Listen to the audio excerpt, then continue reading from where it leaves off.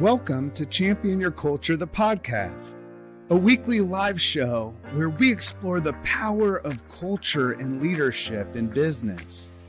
I'm Ryan McCarty. And I'm George Rogers, and we go live every week to learn from each other and hear from other experts about how to effectively champion our team members and ourselves. So join us live every Wednesday on our social networks or subscribe. You can listen to Apple, Spotify, and Google Podcasts. Now, let's champion your culture. Hey, and here we are. What's up? That's as easy as it starts, doesn't it? Easy like a Monday afternoon. Oh, easy like a Monday afternoon. It's not the same thing. We like to sing. We like to sing and have a good time. And we want to welcome everybody again to Champion Your Culture, the podcast powered by Culture Good. But we have a special guest in here that has heard our tunes right off the bat. And now, Miss Katara, welcome. Queen Katara, the Katara McCarty, 75K McCarty. We got all the names, but listen, we have a voice of an angel. It just died. Oh my God. Welcome to the podcast, Katara. Wow. Thank you for having me. That was what an intro. I didn't know singing happened. Oh, singing happened. We do a lot of singing on this Maybe show. I'm just going to throw out just some advice. Yeah. Maybe you shouldn't sing. I don't know. I don't know. No, I'm just Well, kidding. I'm just we kidding. definitely want more viewers and more audience, so we'll take that into consideration because we're not really sure how things.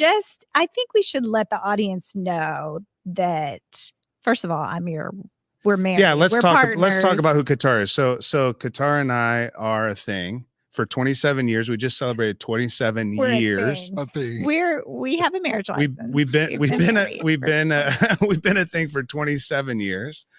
Just celebrated our 27-year anniversary, and we're really Crazy. excited to have you on today because you just won the NBA pitch competition. But listen. Yo.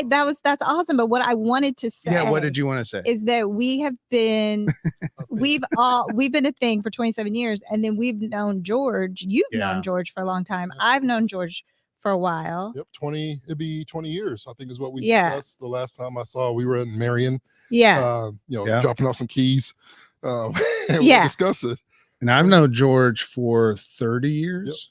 Yeah. So I just wanted the audience to know that Yeah. because we talk trash to each other. Oh, please. Yeah. So, if you hear me talk, talking trash, it's because, big sister. there's history here. Yeah. There's, There's I didn't just like walk in and meet George today for the podcast. So there's this a guy reason. over here. You have a reason why you give a shit. We know. I give you a lot of shit, It's kinda especially like- Ryan. Been in a relationship after 7 years is like the common law marriage type thing. Yeah. I feel like this is common law family right here. Yeah. It is. Okay. Yeah. And I'm glad I'm in the middle. We were discussing how we're going to sit, but 27th years of a thing. I don't know what would happen if I said, hey, in October, I'll be my thing for 19. That I probably get 19 years. 19 years. Oh, that we've been a thing. Get me and Eber been a Well, I thing. mean, that is It'd it. be 20 years technically. We dated for a year. Yeah. And I put a ring on it real quick. Did you? You're like smart. 4 months in, and I say, hey, if you leave, I got some IMPD boys. They'll come pick you up. Maybe. No. That may be a true story. I mean, she cooked, cleaned, made 3 meals like our first weekend together. You are "Where not you going?" stupid. You Like you ain't going I nowhere. called her up the day before and asked her what she was doing on the Saturday. She's like, I'm doing laundry. I was like, I'm gonna bring mine. She thought I was joking. I showed up with 2 big old bags. And she did my laundry. And you're like, I didn't move out. I'm going to marry you. Ever since she did your laundry, you I was wasn't moving out. slowly leaving clothes at the house. That's hilarious. Just in case I'm over there, I might need a change or something. Never know. Oh my Eventually, God. she was like, "Okay, you have enough clothes over here that you're gonna have to live here now." Yeah. Yeah. And then I was like, I'm not living with the in-laws. That's hilarious. That's awesome. But yeah, common law family here. I'm Common off law family, so there might be some shit. Do y'all cuss on the episode? Yeah. Shit. Okay, just checking. I didn't get the Yeah. notes. Yeah. I mean, we're on Trash talk. we're on LinkedIn Live and it's business, but everybody I know in business cusses constantly. I'm not Oh, sure yeah. why we don't do so. You on know. shows. Anyway, Yeah. Shout out to Chad and Cheese, their podcast. Chad and Cheese. Yeah, Chad and Cheese. They do a lot with culture, culture and leadership. they're They're in good. the HR space as well. and they're good at cussing. Yeah. hey, I grew up in a house of women It's kind of a with thing. potty mouth. Yeah, potty we mouths. just get to talk however we want. It's our Okay, show. great. Well, Yeah. let's go. Yeah, so you want to jump into it? Let's jump into it. So this last weekend in Indianapolis, we were able to experience all the festivities of the NBA All-Star Weekend. It was really a week, and for you, it was a few months. because let's talk about it. Yeah. So they were coming in, and as part of the festivities, the foundation, the NBA Foundation, which has an amazing mission to continue to give funding and support Black and brown founders, specifically in tech spaces and the advancement of that. And so as they were coming into town, you heard about it from someone. This was months ago, though. So talk a little bit about how you found out about the NBA Foundation and the work that they were doing as the NBA All-Star Weekend was coming into Indianapolis. What was that like? So, we're here in Indianapolis, and we've known that the All-Star game, and we've all known, the city's known that the Big All-Star deal. game was coming to downtown Indianapolis. Yeah. So there's been a buzz for probably a year, right? And committees forming and people talking about, how they're preparing for to host the All-Star game. And so we were excited just because we live downtown, right? We're like, ooh, we about to be a part of all the things. So it was exciting just hearing about it. And then later in the year last year, I was approached by Be Nimble Foundation. Shout out to Kelly Jones and Jeff. We love Kelly. We love Jeff. We love all the people. Love Be Nimble. Love Be Nimble. Shout out to Be Nimble. But they reached out to their network of diverse founders and encouraged us to apply those that fit within the requirements that the NBA Foundation had put out there, encouraged us to apply. So I applied and I was selected. I guess that would have been late December to be, I was one of the semifinalists. Yeah. And then we had to pitch, I guess that would have been 3 weeks ago. Yeah. In front of, actually it was at Gamebridge. The semifinals was at Gamebridge. It was so cool. It was so cool. So neat. Huge stage. We were able to pitch there, and then I advanced to the finals, which happened during All-Star Weekend on Saturday. But leading up to the finals, the NBA Foundation is all about really empowering Black and brown founders, giving back to the Black community, specifically Black youth, Black entrepreneurs, really about economic empowerment of the Black community. And so they launched the NBA Foundation several years ago.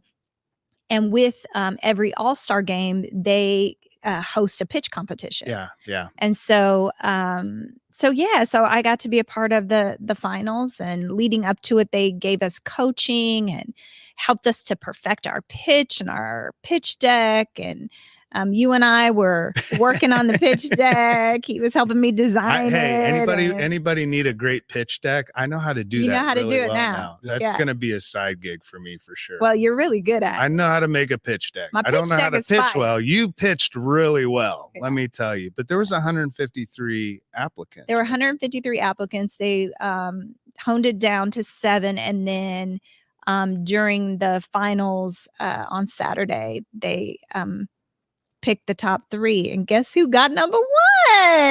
Who? Your girl. Hey! She did. We give a lot of claps in our podcast, but this is a really big one. So talk about, like, what is that? You got first place. I got first place. Out of 153 people that tried out for this. Yes, I got first place. We pitched in front of a panel of judges. Tamika Catchings was one of the judges. 50 Cent. Do y'all know who 50 Cent is? Y'all know who 50 Cent? Oh yeah. No. Take me to the candy shop. Let me lick the lollipop. Oh no, I'll let you lick the. Oh, that's what.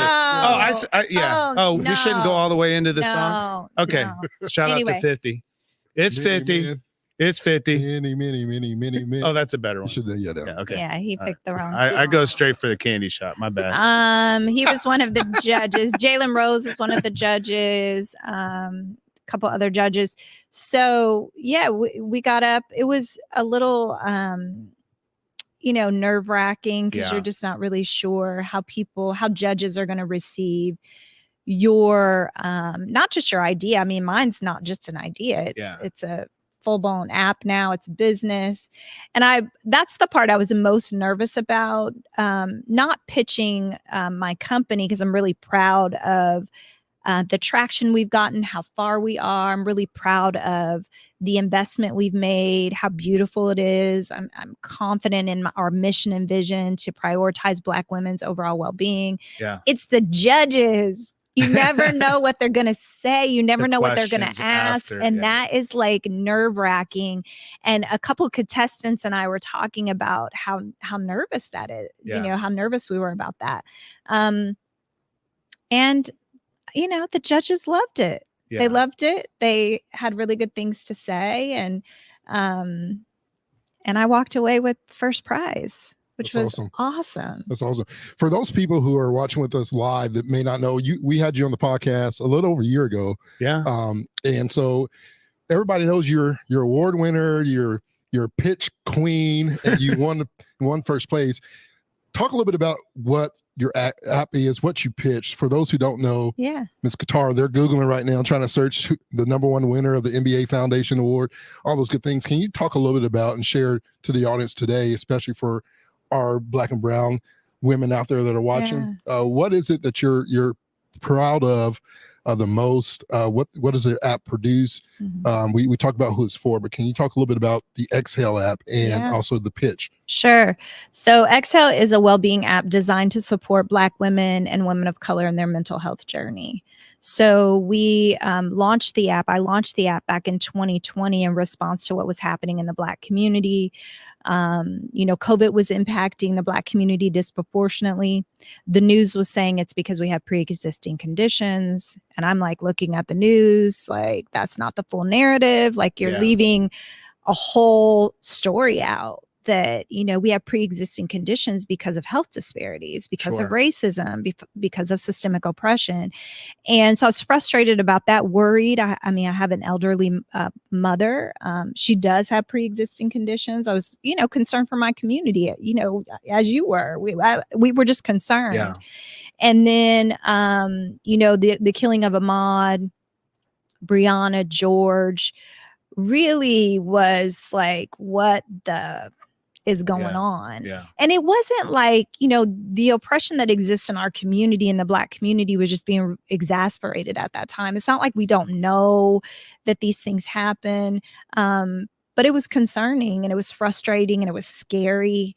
And I was reaching for kind of those mainstream mental wellness apps to manage my own stress and anxiety. And when I would go to them during that time, they were not offering up any culturally relevant, culturally sensitive content to the Black community. And I was really frustrated. I was angry.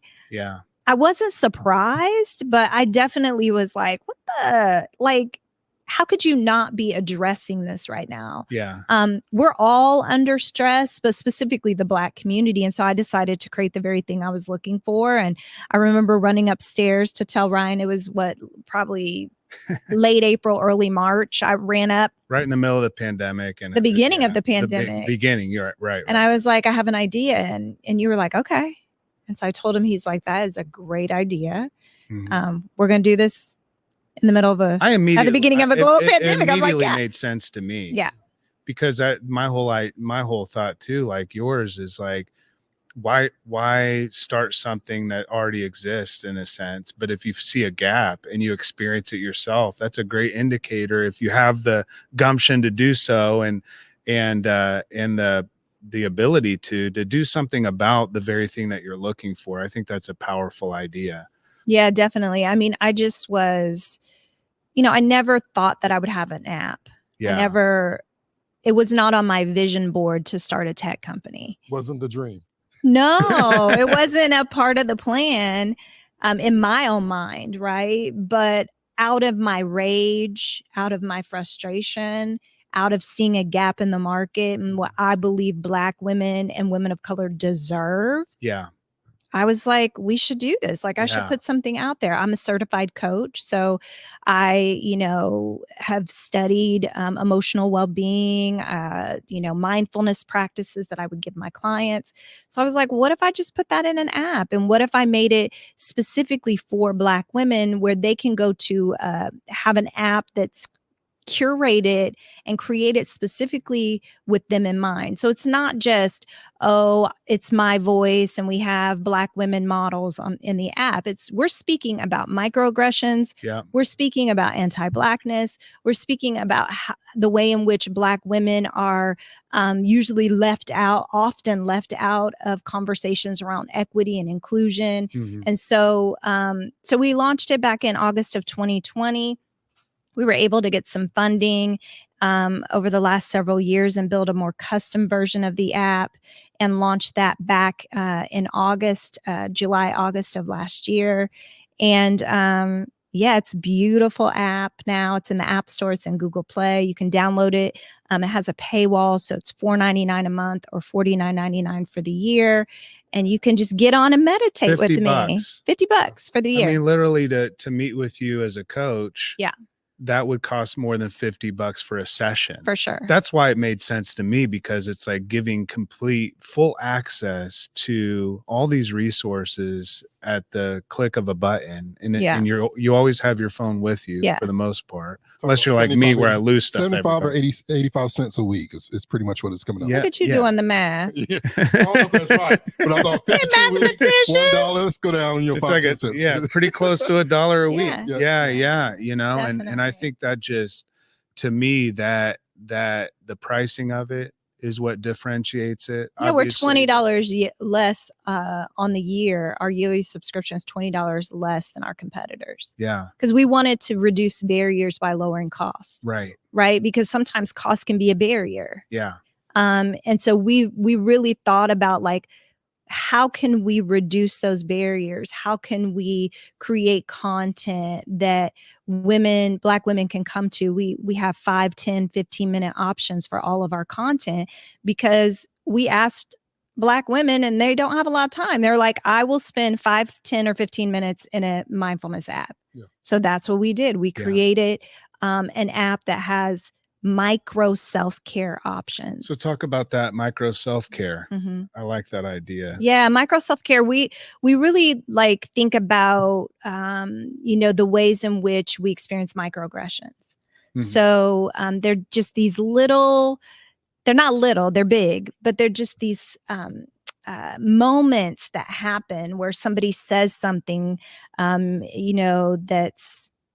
It's racism, right? But it's like a little comment. Microaggression. It's like somebody coming up and trying to touch my hair. Yeah, they don't think it's a big aggressive, deal. But it's small enough where most of society just has dealt with it. Well, and they don't think it's non-people of color don't think it's a big deal. Right? Like, what's the big deal that I like? Your hair is spongy and.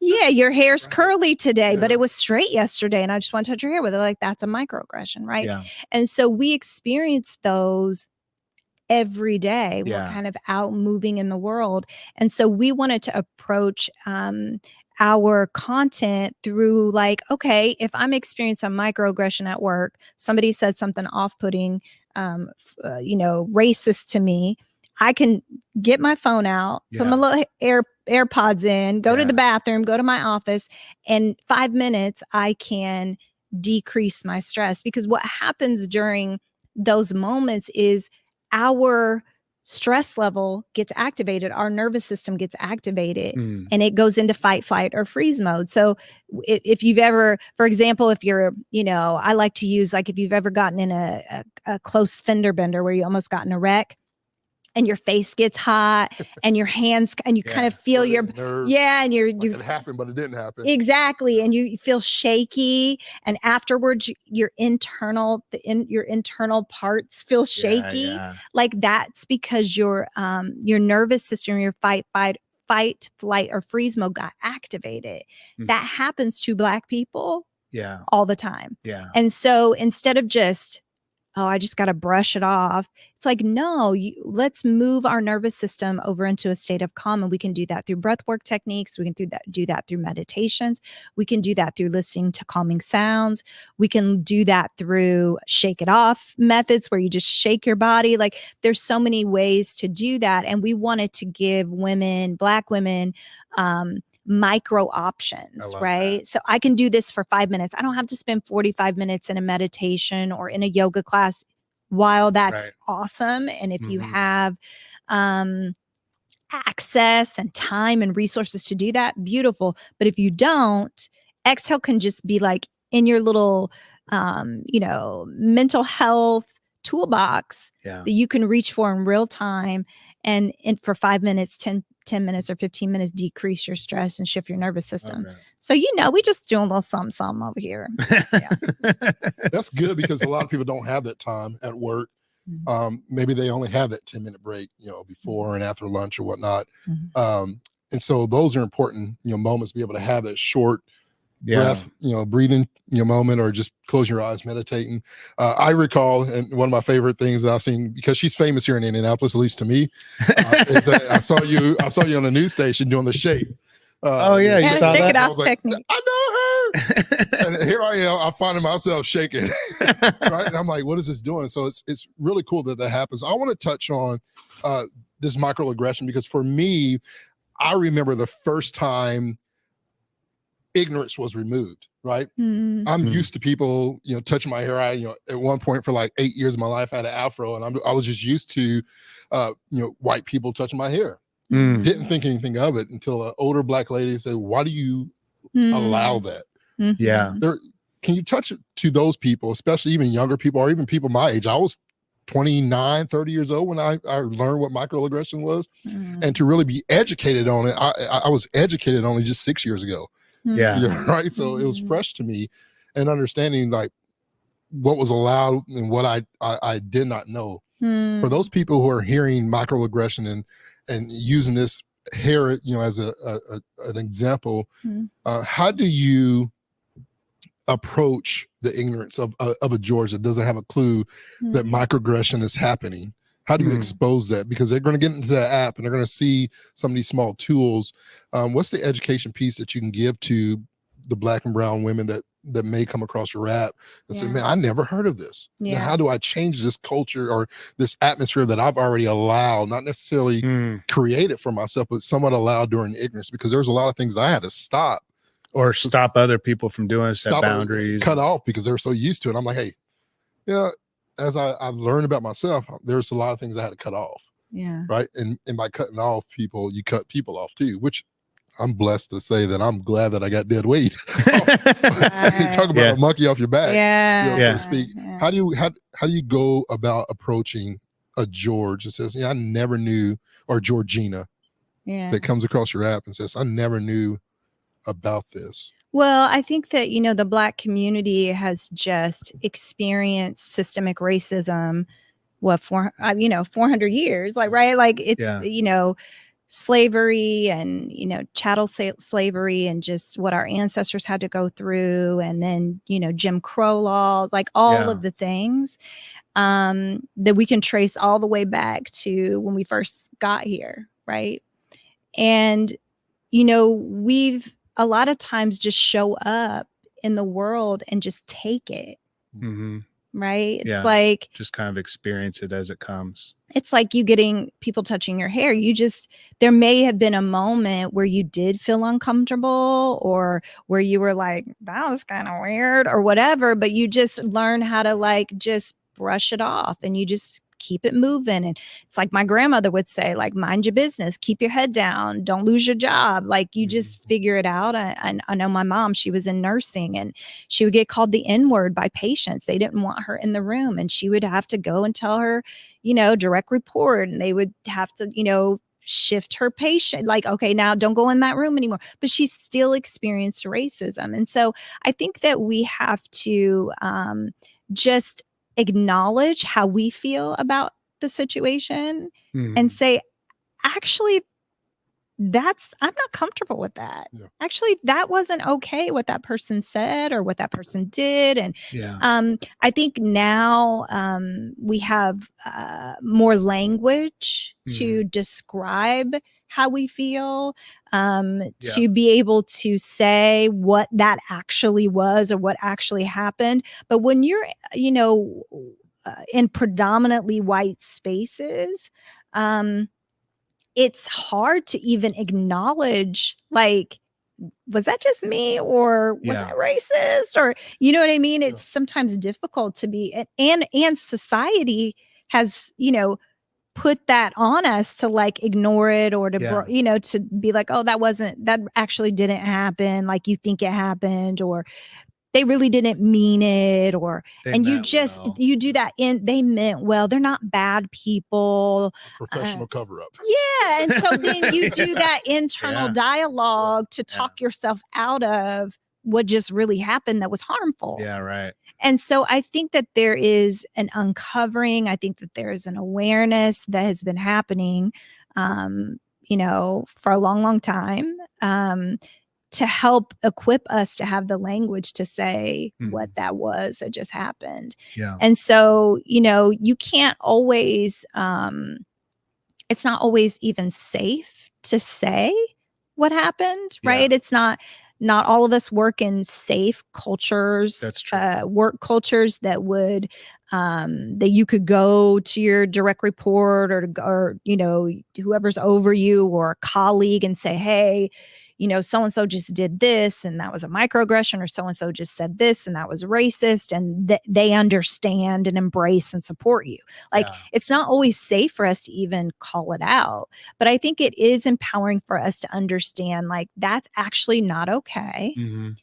And not that that's one part, and that it's causing hurt and harm to us and to our mental health, to keep enduring, to keep, those things keep happening to us. It impacts our mental health and our emotional well-being negatively. So if I don't have a work culture where I can go talk to somebody, I can download Excel app and shift my nervous system, because it's impacting us in real time. Negatively. Didn't like the CDC and American Medical Association, when was that? So in 2020, the CDC and the American Medical Association declared racism as a public health threat for the first time. For the first time. This was in 2020. So this was a significant acknowledgement from the medical community around how racism negatively impacts our mental, emotional, and physical health. It's abusive. It is. And so that's true, right? I can't necessarily change the people I'm interacting with, right? I hope that they would read some books. I hope that they would educate themselves. Google something. I hope that they would understand. Don't be going around touching my hair, right? If they don't educate themselves, right? I can't be responsible for that. I think a lot of specifically Black women have, maybe not necessarily taken on the role, but been asked by non-people of color, white folks, educate me. That's not our job. That happens. It is your job. It's your job to educate yourself. Our job, y'all, let me tell you, Black women that are listening, our job is to prioritize our overall well-being. So if I need to step out for a second after a meeting and do a deep inhale and exhale, shake that off of me, like whatever I need to do to take care of myself, I have to take care of myself, because unfortunately, I don't think racism, systemic oppression will be dismantled in my lifetime. And that, even saying that, makes me really, really sad. Yeah, sure. But what we can do is manage the impact and the effects that it has on us. So that's my work, is to say, this thing is out here and it's harming us. Can we dismantle it? It's actually not our jobs to dismantle it. Right. It's people like Ryan. People right? that with power, people that benefit, people that have the power and the privilege should be the ones doing that work. Our job is to then take care of ourselves in the midst of these systems harming us? How do we prioritize our mental and emotional well-being? And that's the work. And that's my call out. Yeah.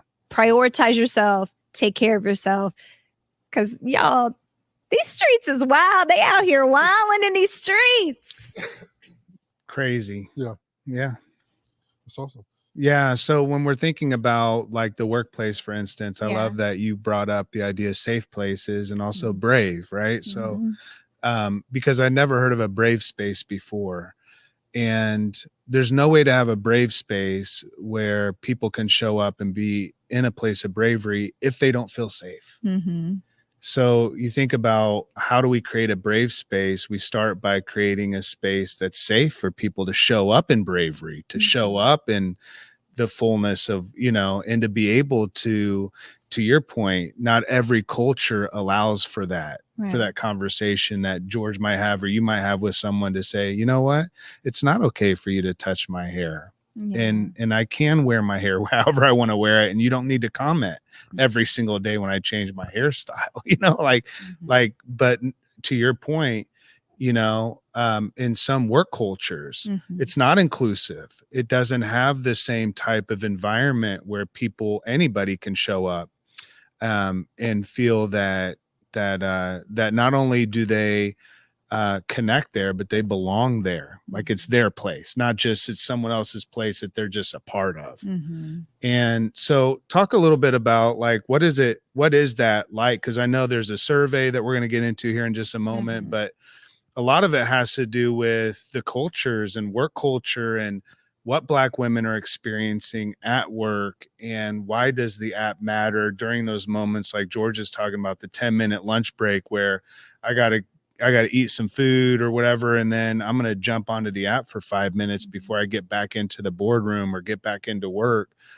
What does that look like in terms of the culture right now within the workplace? Like, I know we were talking earlier, a lot of that, the studies that you've done. I know you have a study, and again, we'll get into more of the data part of it, but overall, what is it going to take in terms of workplaces being able to kind of shift in a direction where they know how to create a safer place?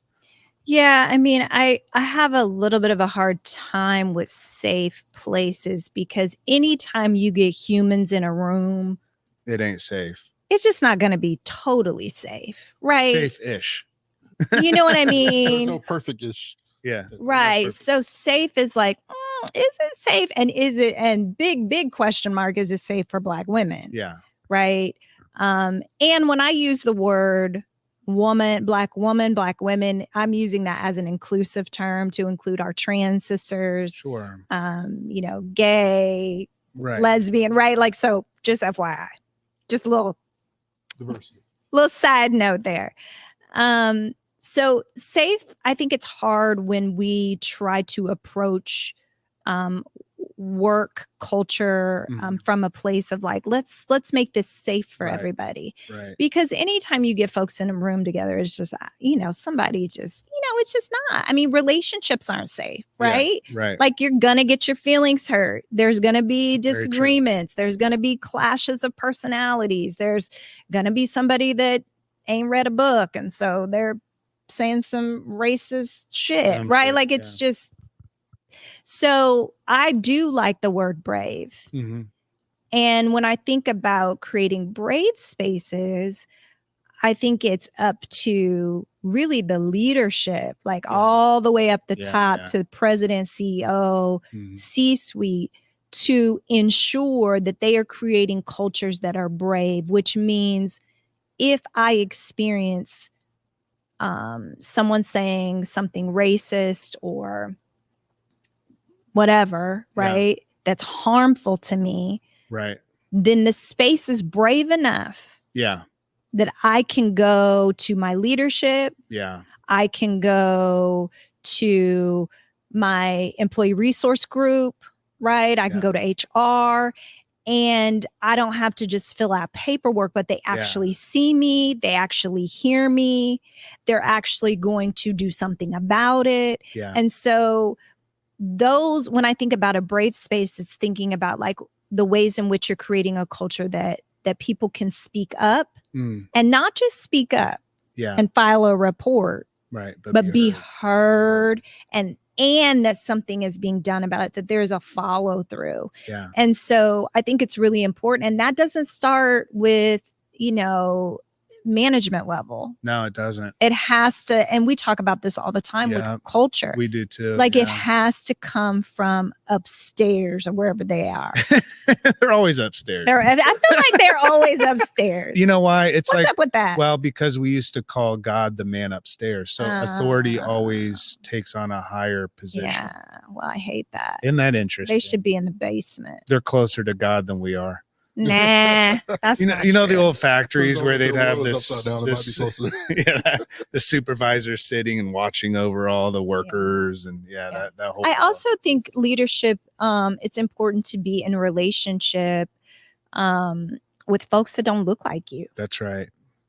Right. Yeah. That aren't from backgrounds that you're from. Yes. Right. Yeah. Like when's the last time you sat across lunch from somebody that is from a totally different culture than you? Yeah. Like somebody was on your podcast recently. He said, what did he say? He said, traveling the world. Yeah. Just is like reading a book and you just have less, you see the world and you get rid of bigotry. It was so good. And it's so true when you get outside of your small little circles and where you're comfortable and the people that when you get outside of those circles and build relationship with people other than yourself that looks like you. That's it. I think it's part of it. I think it's part of it, but you got to read some books. Y'all need to learn your history, true history too. For sure. Yeah. And I think too, like being able to curate that type of experience where you look around and it doesn't look like sameness. Right. I think that's one of the pitfalls of culture work is we try to build sameness. Mm-hmm. Everybody has the same kind of personality or they kind of like the kind of work that that the leaders do. And if the leader works till 8:00 every night, then we're going to hire people that have that same kind of fire, beneath them to work really hard. And, and you start to look around and you realize there's no diversity here at all. Mm-hmm. We have like surface level diversity. So we'll have like one woman on an entire team of leaders, that type of thing. Mm-hmm. Or and she's usually white or one black man in you know what I mean? Mm-hmm. And I know you've experienced that, George, yourself within like George and I'll go speak at a conference. And it's 100% of white people, and just experiencing that and having that reality consistently all the time. I think it's this conversation is just, it needs to be had more and more because there's the pushback right now for the DEI stuff. And like, that's becoming a whole deal. I mean, there's no pushback. It's more of a let down. Yeah, right? yeah. It's like when is a rollback? Yeah, it's a rollback. It's a rollback. Like, we changed our mind. It's not a pushback. It's a rollback. It's not a pushback. It's a rollback. It's all right. There's the spotlight has dimmed on, the tragedies that we've faced. The pandemic's somewhat gone, right? Yeah. They're not seeing the knee on George Floyd's neck anymore. They're not seeing that pain, and so I think that's the difference in separation. Of what it feels like to be black versus and seeing that, because for me as a black man, it's like, when am I next? Absolutely. Right? That's the mentality. Absolutely. When we talk about mental health. Yeah. Just today, I had a cop come out of nowhere, following on a highway, nice red Tesla, my white Tesla, both got tinted windows. Theirs were actually darker. Yeah. The cop moved from away from him to behind me. Mm-hmm. Now the cop doesn't know which one's black or white, but in my mind, because the person rolled down a window and asked me what year my car we were talking, I knew it was a white man. Yeah. Right. And so the fear internally is that cop just got behind. Yeah. You're activated. Yeah, it's activated. Your nervous system was activated. And so those are things that you necessarily may not ever feel. Like he doesn't. I don't. For you, you may say, "Damn, I'm about to lose $175." For me, I'm saying, "Damn, I might could lose my life." I hope I get home to my son. I hope I get home to my family. That's my thought. Right. And it goes back again, reversing more intentionality to that conversation. When everything originally started, and I say originally started, I'm talking about the pandemic, George Floyd, all those things. One of the questions that white family and friends was saying, "What can we do?" my question was, when was the last time you sat across the lunch table with a person that did not look like you? Like legitimate, right? Sitting in this Zoom call with 15 plus white people. Yeah. When was the last time you invited a George, not me? Yeah. Because I'm a benefit because of business. Right. But when did you invite somebody a client, a customer that's come through your business? When have you sat next to somebody who could not do nothing for you? Yeah. And 0 people were able to raise their hands. So when we talk about DEI, we talk about this racism, and we talk about how can we be better as a person, as a white person. Yeah. Right. The question is, when's the last time you were intentional? Yeah. Right. And not even from a C-suite level, it should start there. Yeah. But even for just people in general, for our audience, when was the last time you didn't sit at your table with your friends or your clique that is not necessarily a clique, but it just so happens that we always sit next to each other. Sure. And we're work buddies and work girlfriends, whatever it may be. When was the last time you were intentional on that? Yeah. Right. And so I think those things as a loop connect. Relationship. It goes into the relationship. It goes to the culture that's created. Yeah. When we talk about culture, it's the behavior that we see that everybody in the business world wants to fix. Right. But the culture is how you just made me feel by not including me with that's culture. And also including me. But when I'm not in the room, are you advocating for me? Yeah. Are you defending me? Are you my ally? Are you showing up in allyship? And I think non-people of color can take that challenge that you just gave. The challenge that I just gave. Like, let's diversify who I'm interacting with. And am I educated enough? Have I read enough? Have I studied enough about systemic oppression and racism to open my mouth to my white colleagues, my white family, when they say something off-putting, when they say something racist, when my Black colleague's not there and they say something awful, that I am equipped enough and brave enough to speak up and say, that's actually inappropriate, that's unacceptable. And show up in allyship. I think we have to take, when we think about DEI, diversity, equity, inclusion, and belonging. Yeah, sure. We have to think about, how am I showing up as a non-person of color in allyship for the Black and brown community? I can have, I know people that have Black and brown friends. Like, well, my best friend's Black. I'm not racist. Right. Okay. Yeah, exactly. Okay, great. Glad that your BFF's Black. Are you showing up as an ally, not just for your BFF? Yeah. Right. But for the people in your workplace, like, how are you doing that? And that takes a lot of unlearning and relearning. It takes a lot of educating yourself to be able to show up in allyship and as an accomplice for the Black community. And bravery. Because I think we're trying, a lot of people, including people, save their own ass. If it's not a brave space and they see other people being injured in that culture, they don't want to be, I don't want to be injured. So it's like this. But I think that's the thing. You have to be willing to take an injury. Yes. For the greater of dismantling the system. Because when you think about dismantling racism, I think about it like tearing down a building. Like when we did the tear down stuff for like a huge build, like a big bulldozer comes in and there's smoke and dust and bricks are everywhere. This is not going to be a cute little clean little, let's dismantle. No, this is going to be, Yeah.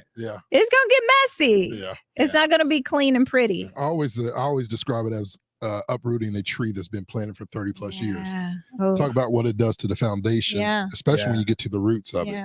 Just chopping a tree down and clearing the stump is not what we're talking about. We're talking about uprooting from the ground that may cause concrete damage. Right? It may go into the streets, whatever it may be, but we're talking about total foundational destruction, not just taking the house down. We're talking about getting underneath the ground and seeing what's there. Yeah, because there's roots. It's roots.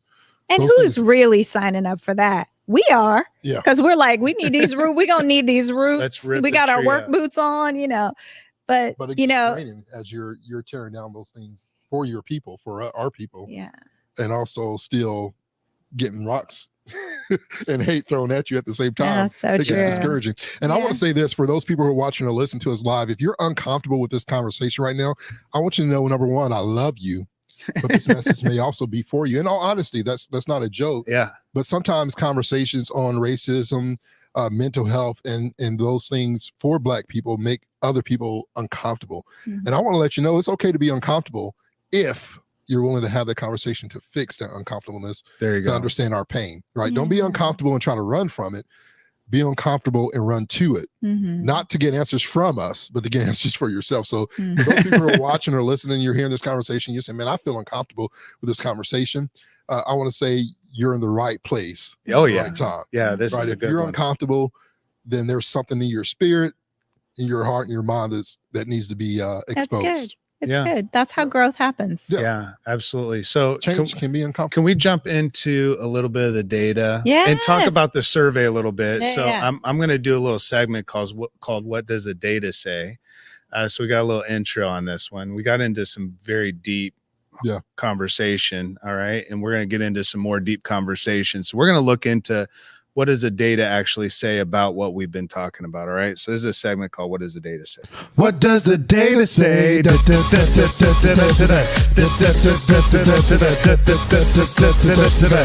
does the data say?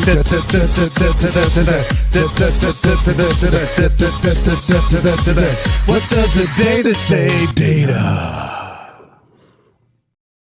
Data. Yeah. At the end of it says data. Oh. Yeah. So you remember the song What Does the Fox Say? Yeah, that was George and Ryan's. Look at you. We mixed it up a little bit. You know, we try to be cool. I think that relates to a lot of 10-year-olds out there. You know, like, now they're probably 20. Although what does a fox say? Kids are probably 20 years old. I have a question. Is it data or data? Ooh, that's a question for George. It depends on where you're from. Totally. Oh, okay. It's like one of those things. It's like pop and soda. What do you say? Data. Yeah. But sometimes I'll say data. Yeah. Sometimes I say data too. Honestly, I'll use both. But I think funny. I'll be in I'll be influenced by what we're around. Yeah. Sometimes I'll just be in a room and be like data, and then I'm for the other rooms data. For the song, data sounded better. Okay. Just questioning. Just a question. That is interesting. Everybody watching right now, if you're live right now, throw in the chat. If it's data, put a Y. Day, D-A-Y. If it's data for you. If it's data, spell it correctly. Which one do you do? Data, number one. Data, number two. Yeah, I'm curious. How are we going to know the difference if they type They're going to spell Put a 1 for data. Oh, 1 for data. 2 for data. Okay. And then, we're going to look and see who's, I'm interested too. I want to know. Make sure you tell me. Okay. Yeah, we'll let you know. We need to know what the results of that survey. We want to know the right way, the professional way. Let me know the data that you get back. We'll let you know the data.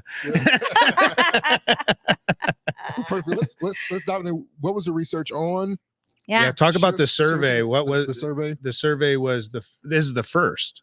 It was a first of its kind survey, which I didn't know. So we started off attempting to do embark on market research, right? Yeah. Like we wanted to gather market research to develop the app, to know like what should we put in, what should we not, how much should we charge, all of those things. So it started off as market research, but as we dove into it, we realized that we wanted to know more and that we could use this data to really have conversations like we were having before your little song.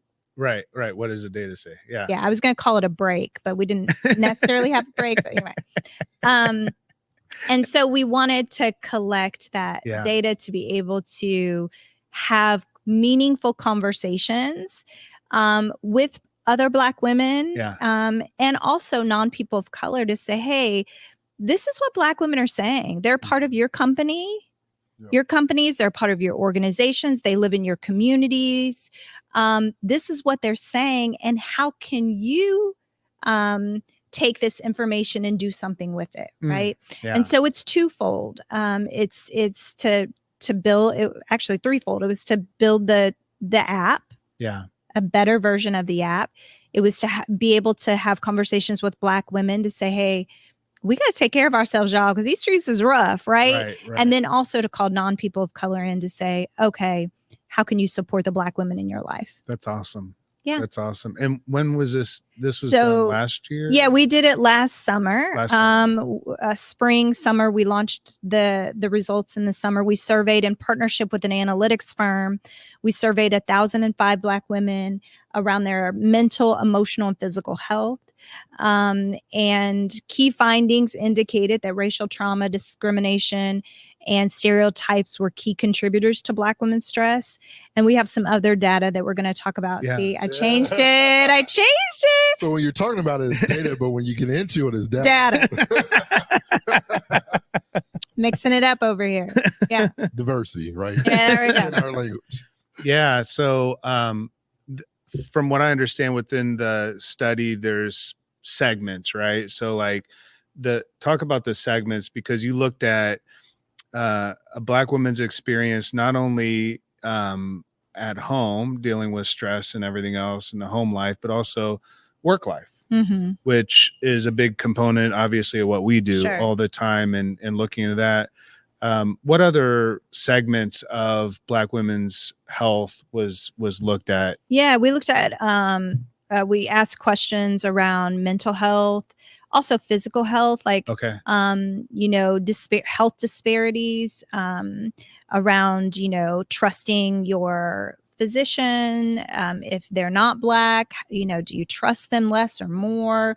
So really dove into really a well-rounded, like, we wanted to know more than just, how's your mental health, but we also wanted to get curious around their interaction. What's impacting that? Yeah. And also workplace. We wanted to know more about how Black women were, what they were experiencing at work when considering their intersectionality, being Black and being a woman, and how was that impacting their mental health? Was it impacting their mental health? I was assuming it was because of my experiences and my colleagues and my sister and my family members, but I wanted to know. So we had one of our industry contributors, Stella. She's a physician, a Harvard Medical School graduate, and she does beautiful work in New York around HIV and health equity. And so she was a industry contributor. And so we pulled some questions together in partnership with her, and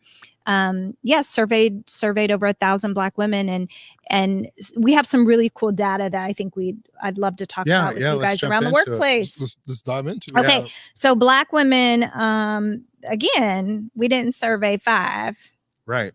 This is a pretty significant survey, and like you said, Ryan, nationwide, first of its kind, which I was surprised by. I was like, I'm doing it.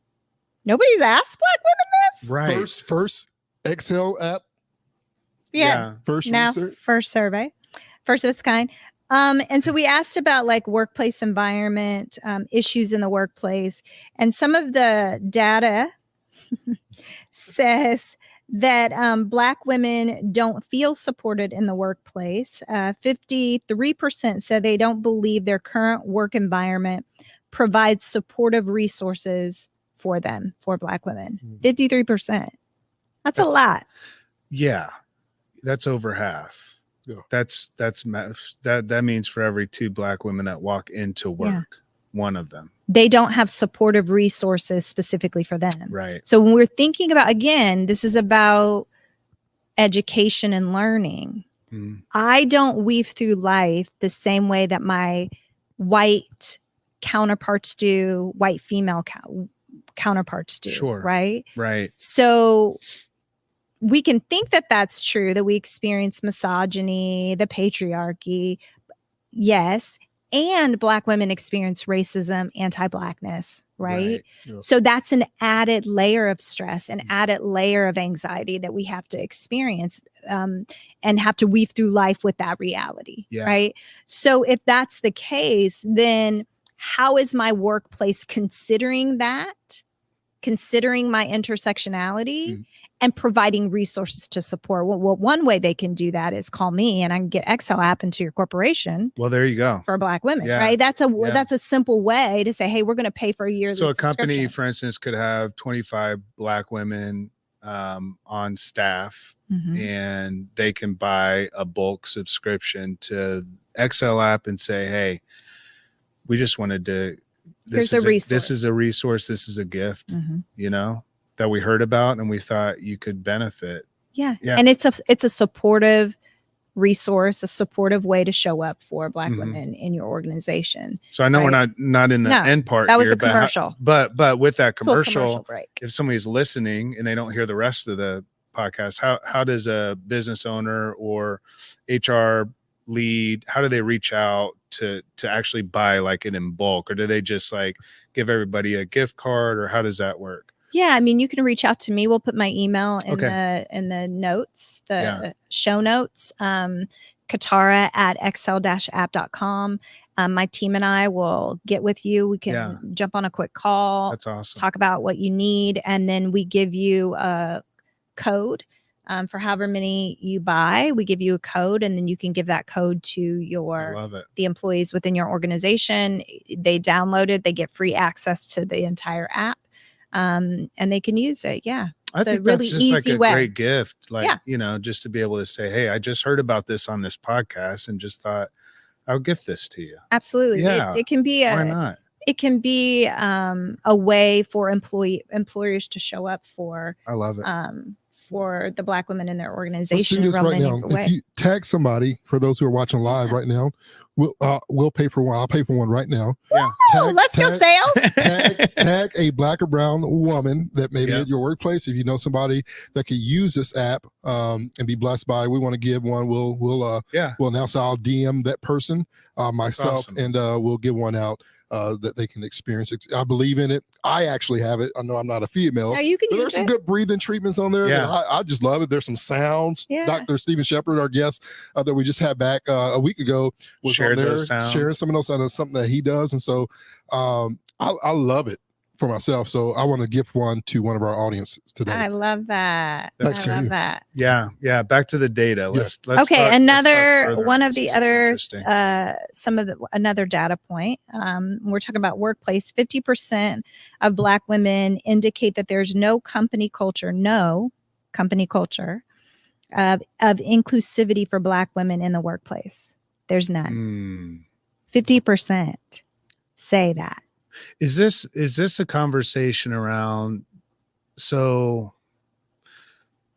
do you think that the DEI efforts have made a difference?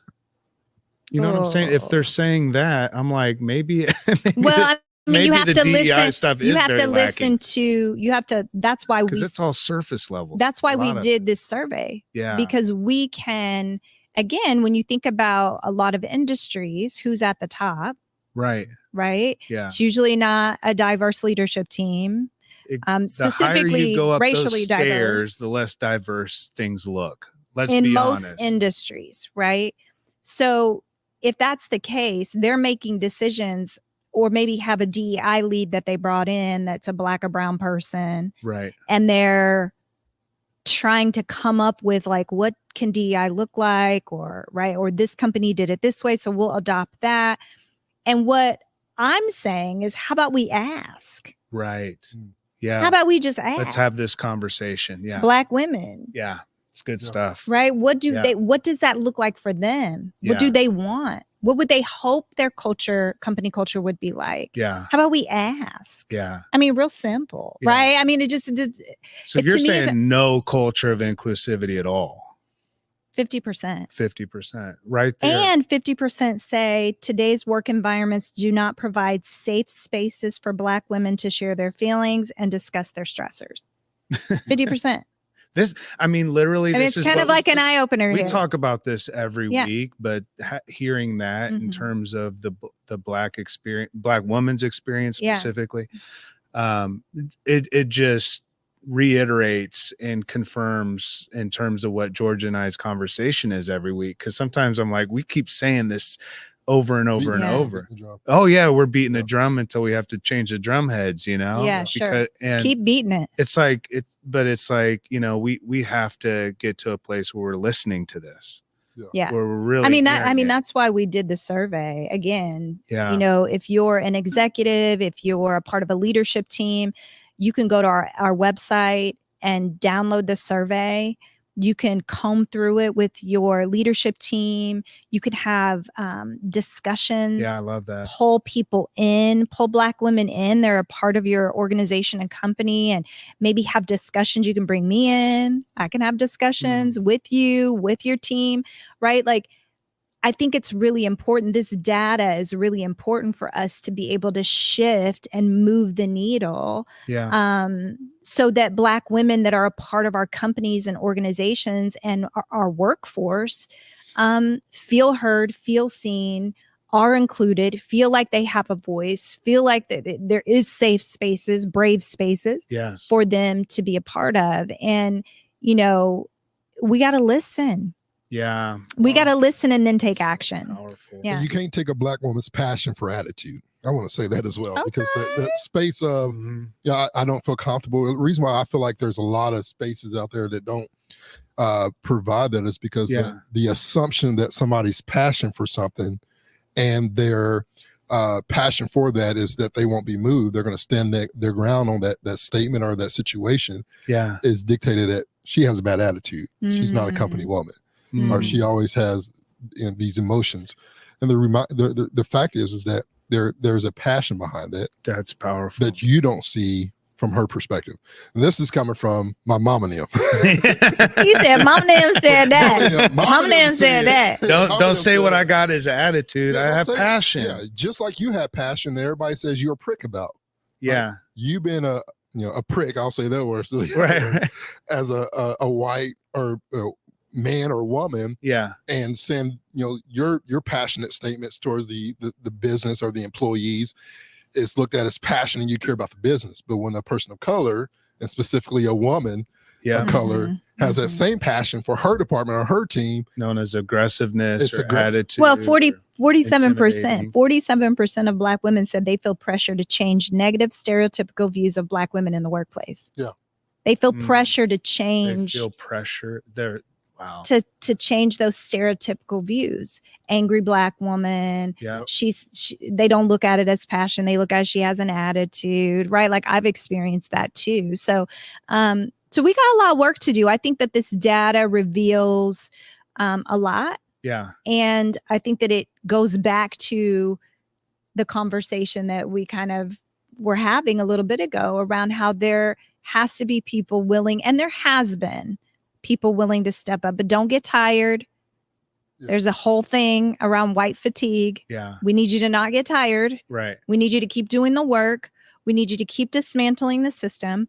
We need you to keep inviting people to the table. Yeah. We need you to keep making room. We need you to keep showing up as allies and accomplices in the workplace. Yeah. Because it's going to take work. Yeah.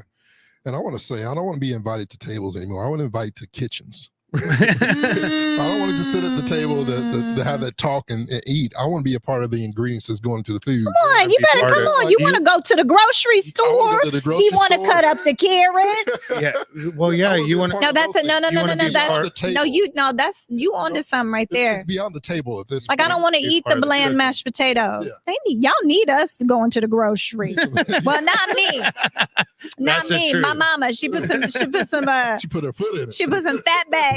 Some Joe Bacon up in that and make it taste better. No, that's a really good point. Yeah, like, then that what that means then is I have my CFO or my COO or my CEO or right, like, is also a Black woman. Yeah. Right. Mm-hmm. So they're a part of creating culture. They're a part of cultivating the culture. They're a part of making culture, right?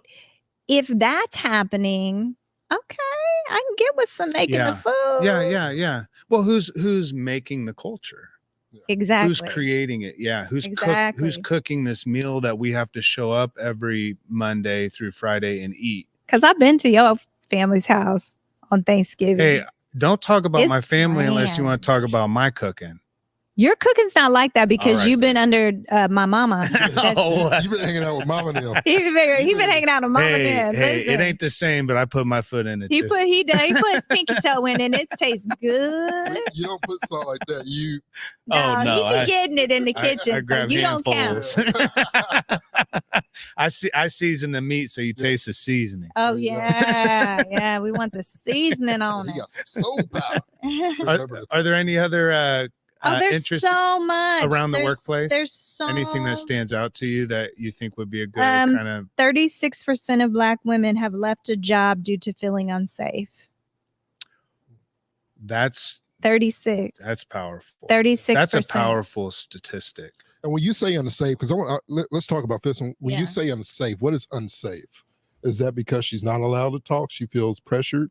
It's so many things. Because when I think unsafe, I'm thinking, man, that's the opposite of I feel like I belong. Absolutely. And when we talk about the psychological definition of belonging, it's I feel respected, accepted, and appreciated by my direct leader. So when I say I'm unsafe, I'm not being heard. I'm not being heard. I don't feel respected. I don't feel accepted. I don't feel appreciated. Right. Absolutely. Well, you would feel unsafe coming to that space. Yeah. Yeah. That makes I mean, I've talked to Black women that have had amazing ideas they brought to the table, and it's gotten stolen from them and then packaged as if their white colleague did it right under their nose. Right. Yeah. Right. It's happened to me right under my nose. I'm like, yeah. That's unsafe. Yeah. That's not a safe environment for me. And so if 36% of Black women are leaving workplaces due to that, we have a job to do.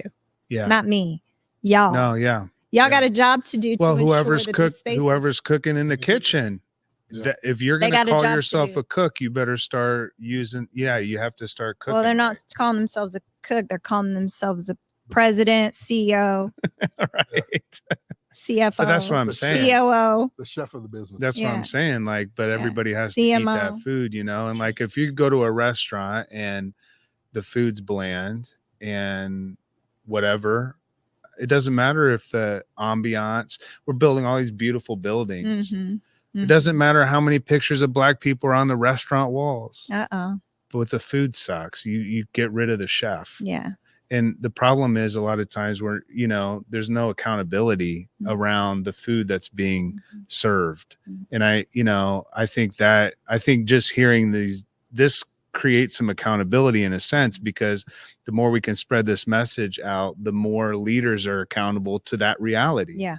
But I didn't know that. And these Black women that are leaving are talented, passionate, are smart, can help shift your business for better. Like, you better get them. Yeah. You better not allow them to leave. Like, fix it, do the work. Right. Like, it's impacting, at the end of the day, it's impacting your business. And you know what they're doing? You know what I did? I went out, started my own thing. Yeah. And building beautiful companies and beautiful organizations. And you are showing up for community. What did 50 Cent say to you on the stage when you did your pitch? He was like, I think you have already won. Like, you're beyond this. Aren't you a CEO of a company that you've been running for a long time? He did. Yeah. He said, I don't think we're going to hear a better pitch all day. I was like, you thanks, Skippy. Give me my check. Right. You better have my money. It's like a mic drop there. She turned into ODB. Oh man, gotta have the money. I don't even know where I had something funny in my head. I was thinking, but where can people find the data that you're sharing? Is there someone specific they can go into to get that? Because also, if you're looking for somebody to do workshops, and not necessarily just on racism, DEI, go beyond that. Her knowledge, her wealth is beyond a topic of sort. But if you're looking for a keynote speaker workshop, you can get a lot of this. You can find Katara. We'll put her information in the chat right now where you can connect with her on LinkedIn. But where else can they find the data? Yeah, they can go to excel-app.com. And you just put in your name and your email, and you can download it for free. And go through it, share it. Put that in the chat. Yeah. You can also go there to download the app. Excel-app.com. Follow us on Instagram at Excel App. Follow me at Katara McCarty on Instagram. I'm usually on Instagram. I'm trying to get on LinkedIn. I know we on LinkedIn right now. She's trying to be more active on LinkedIn. But yeah, you can just follow me, contact me, shoot me a DM, shoot me an email. Would love to connect and chat on ways that we can work together to prioritize Black women's overall well-being. Yeah. What are you looking forward to? We're 2 months is almost gone. Yeah. Oh my goodness, of 2024. What are you looking forward to this year? Like, I know your heart is on this exhale and really empowering Black and brown women, but is there something specific that says my heart this year when it comes to December 31 will be complete if or when? Let me change that because I want to say if, when. Yeah, one of our goals and mission is to get 1 million Black women to take our pledge. And our pledge is all about, hey, I'm signing up to prioritize my mental and emotional well-being. So you do that in the app. There's a whole onboarding journey where you make that commitment. Part of that is downloading the app, paying for a monthly subscription or a yearly subscription, and then using the app, right? Actually getting in there, whether it's once a day or, a couple times a week, and saying, okay, I'm actually going to put some effort in prioritizing myself. And so we want 1 million Black women to take the pledge. You can also go to our website, excel-app.com, to take that pledge.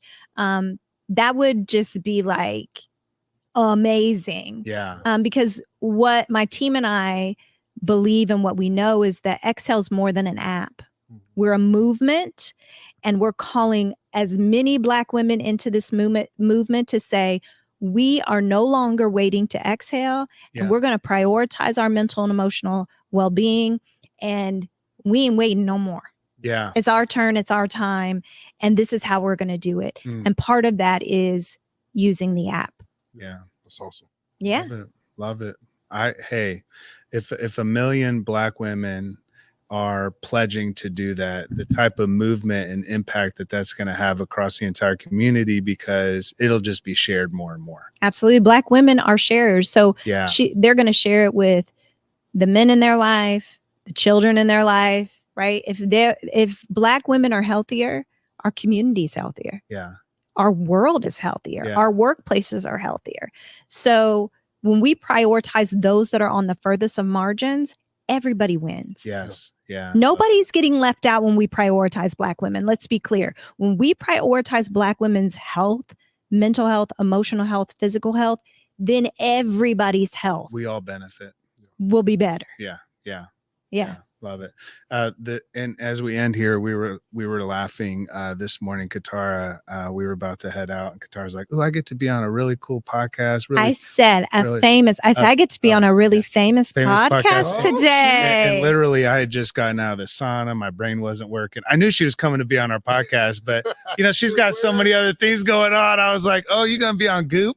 With he said, "Is Goop today?" Yeah, because she was invited to go on Goop. So my brain went to a really famous part. Hell no. I shoved him in his arm. We were walking home from the gym. I said, "Culture good." And he goes, "Are we famous?" you just made us famous. Oh, I said, "After today, you will be." For sure. But thank you for being on, and thank you for your work, because, well, I know what it means. Yeah. I know it's work. You've seen the blood, sweat, and tears. Yeah, literal. Yeah. And sure. It's been an adventure, and you've created brave spaces for yourself.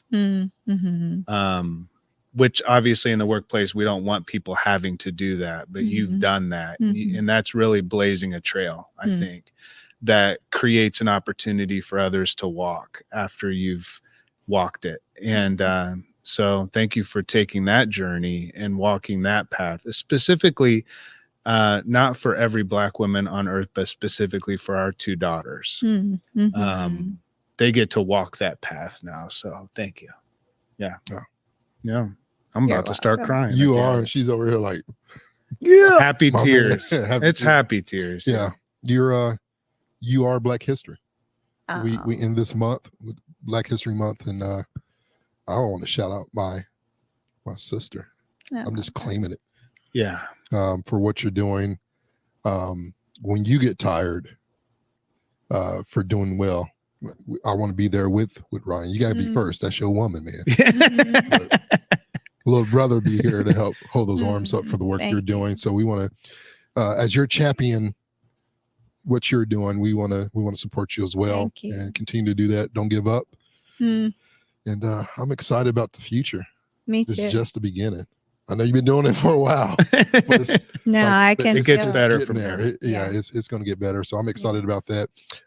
Everybody look forward to connecting. We got all the information in the chat. And connect with Katara, follow her, follow Exhale. You will not regret it. All this education and this energy, I get to feel it in person. I feel like I'm sitting next to a famous person. She's been on stages that I dream of. And so the work that she's doing, you will be blessed and encouraged and maybe convicted. Conviction is a beautiful thing as long as you change it. And so appreciate it. Download the Excel app, go on excel-app.com and check it all out. And as always, we love you and we'll see you back here next week on Champion Your. You have to join us on this one. All right. We love you. And as always, we'll see you back next week on Champion Your Culture. Thank you. Hi, friends. Thanks for joining us on Champion Your Culture podcast today. We're so excited that you're here and want to invite you to connect with us. You can watch the show weekly on Facebook, Twitter, Instagram, YouTube, or LinkedIn, and listen anywhere you get podcasts. Subscribe today to get new relevant content each week on how to champion yourself and your team. Thanks again for listening to Champion Your Culture.